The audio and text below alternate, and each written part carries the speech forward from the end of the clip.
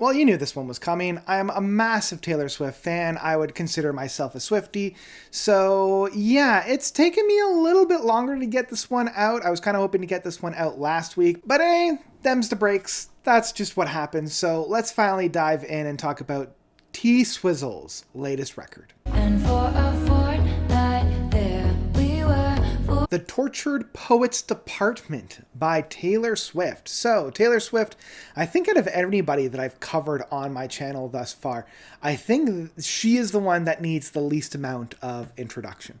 You know, I got into Taylor Swift when a friend of mine, call out to Gemma, got me into her saying, hey, I know that you love that deep prog, that really heavy metal music, but you really should listen to this new record, Red, by Taylor Swift. And from that moment on, I've fallen in love and I've been following her career. I loved 1989. Reputation might be my favorite record from her. It's definitely getting up there.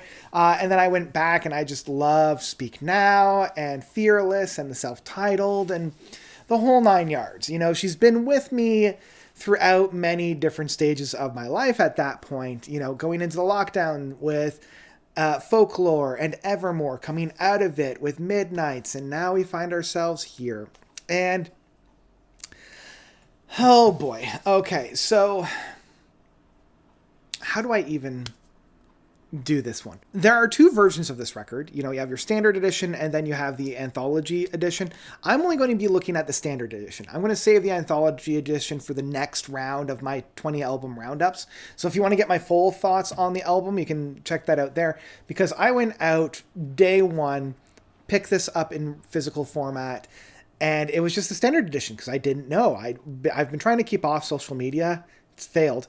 But I didn't realize that there was a second disc within the anthology, so I probably would have pumped the brakes and not picked that up. Anyway, so coming off of Midnights, let's actually get into the meat and potatoes of this album.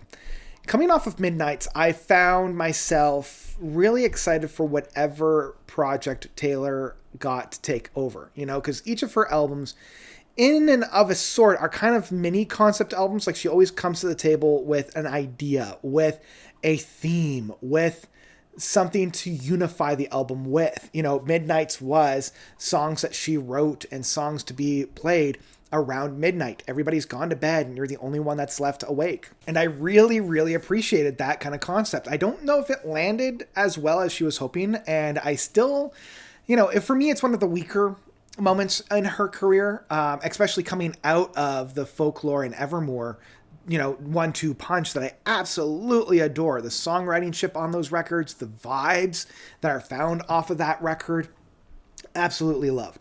You know, I do think both of those records are a little too long in my you know, opinion, but still fantastic records. Coming into the Tortured Poets Department, this album really is, at the end of the day, that same kind of vibe that I was getting with Folklore and Evermore, but a little bit more on the pop side of things rather than the folky indie Americana side of things that she was doing there. I also think this is one of the few times where Taylor really hasn't, I don't know, reassessed, rejigged, and reformulated. Formulated? That's not a word. Where she kind of like reinvented herself. You know, she's not putting out a different facet like she has with all of her past records. This is the first one where I really feel she's going back to that same well that she's drawn from for her entire career. You know, like, one of the main aspects why I love Folklore and Evermore is that it's very like storytelling. There's a lot of different stories being found on that. It's not just coming back to her personal life and talking about all the different breakups and all the different relationships that she's had. You know, she's using more allegory and metaphor within those. And within here, like, the overall thing is like, hey, it's the Tortured Poets Department. We're going straight into the lyrics. We are talking about poetry. And in that sense, in my mind, this is a misstep, because some of the lyrics on here, they're not great. And I know they've already been memed to death and they've already been laughed at. And, you know, I'm going to set those aside for just a minute. Where I'm talking about is like the actual storytelling, the actual metaphors that are found on here, the similes, the symbols, the images. they've all been done. And I think they've been done to a greater effect on other and past records. Because here, I'm kind of starting to lose the narrative of what she's trying to say. It's like we've already heard the scorned woman that you've put down on Reputation, and I think you did it better there. We've already found that love, the hurt woman, the I'm kind of sad and I don't know where to go within the Fearless and Speak Now. We've heard a lot of these same kind of everything's going to be okay and let's treat life with joy off of Lover in 1989. So I'm kind of trying to get what's special about this record that wasn't found on some of the past records. And the only thing that I'm really coming up with, and one of the reasons why I keep coming back to this record, because I have been coming back to this record quite often, is the overall vibe, the overall feel, the overall essence of this. And like any good prog record, the more I listened to it, the more I found myself really enjoying it. Because the first handful of records, my immediate thought is stop working with Jack Antonoff. You guys, you work well together, you're very efficient, but are you compromising your creative endeavors to be same? Are you just drawing from that same well? Are you just playing in that same box that you guys have been playing with?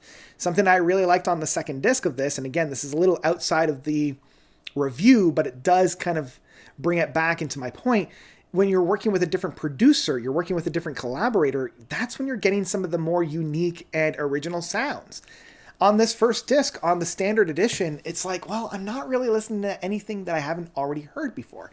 And there's a lot of motifs. There's a lot of musical soundscapes that I'm like, I've already heard this on Lover. I've already heard this on 1989. I've already heard a lot of these songs before. But I still ended up really enjoying my time with this record because of the vibe. This is kind of that album that I was hoping Midnights was, in that it's very somber. It's very mood, it's got this Midnights feel. Like this is what I would listen to at midnight. Whereas Midnights, it really was more of the album that you would write songs for at midnight rather than listen to at midnight.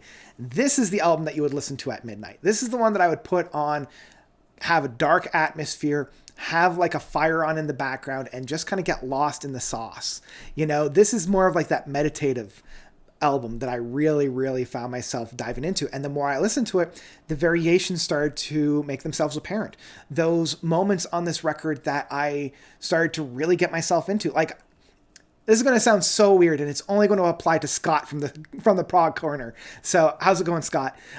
This is the Tales of Topographic Oceans for Taylor. It's a double disc if we include the anthology.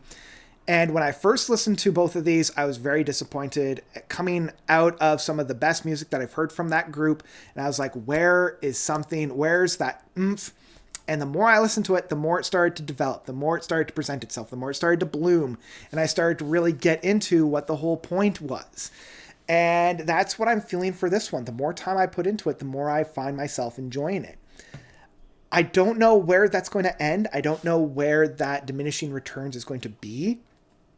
But for now, at least, I'm still kind of enjoying it.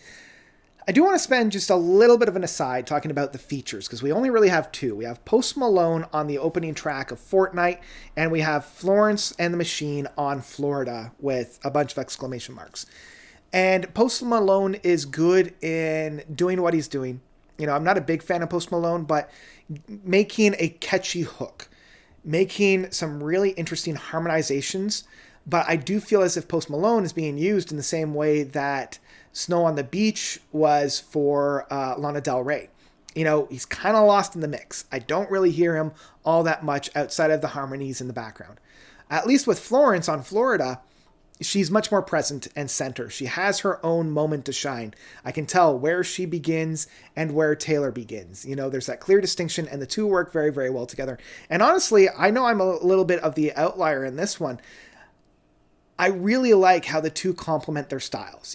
Florence is a little bit more bombastic. She's a little bit more tough. She's a little bit more grainy. She's a little bit more oomph. Whereas Taylor on this is a little bit more subdued, a little bit more detract, and the two balance each other off very, very well, especially on Florida. It's just a shame that Florida has some of the more cringy worthy lyrics on there. And I was like, oh boy.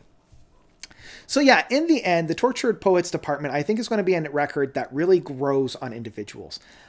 At least it is for me. The more I listen to it, the more I get out of it, and the more I find I'm enjoying it. Will it ever get to the same level of Reputation, Evermore, and 1989?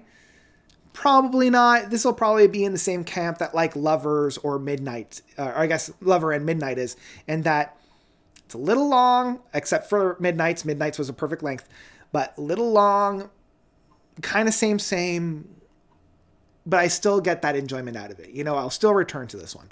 We'll see how much I return to it. And I'm very interested to see how this album is going to float around my head as we enter kind of year-end time. So, yeah, I guess in the end, I will say The Tortured Poets Department from Taylor Swift is an album that I would ultimately stream.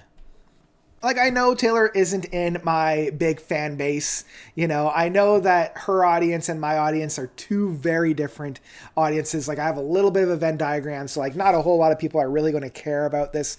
But, you know, I'm a Swiftie. I'm still going to love it. I'm still going to dive in and dive deep for it. So, yeah, that's what I've got for Tortured Poets Department. To find out my full thoughts within the Anthology Edition, you can stay tuned for the next round of the 20 album roundups.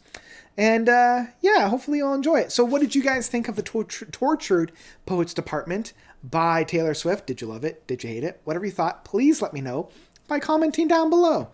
And that's all I got for you guys today. So thank you all so much for watching. As always, you guys are definitely the best. And until next time, notes out.